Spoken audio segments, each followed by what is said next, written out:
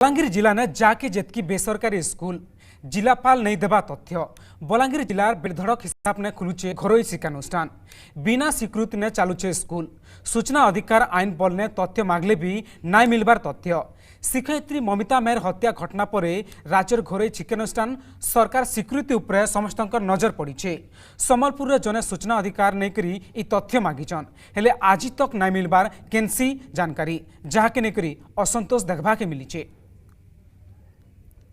आमे सामान्य जिलापाल महोदय कलेक्टर ऑफिस बलांगीर पीएम को यहाँ मागिलु जे घरोई कॉलेज जेन खुला हो तार गाइडलाइन काना अच्छे गवर्नमेंट कि सर्कुलर अच्छे क्या जदि अच्छे तार कॉपी हमको दि जाऊ तापर आम मागिलु जे से जेन लेक्चर मैंने पढ़ाऊन तांकर क्वालिफिकेशन काना है और से मैंने जेन छुआ मान पढ़ाऊन कॉलेज तरफ काना काना पढ़ाबार के कहुई से काना पढ़ाऊन तापर आम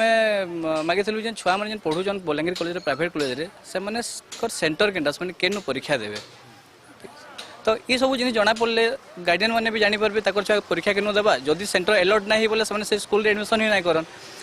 किंतु मत लगुच से भी बोधे प्रोत्साहन दौन कॉलेज वाले को जे तुम्हें करो आम तुम सांगे अच्छु सूचना आईन अनुसार जहाँ धार्य कराई से सब हिसाब से किसी कम होनी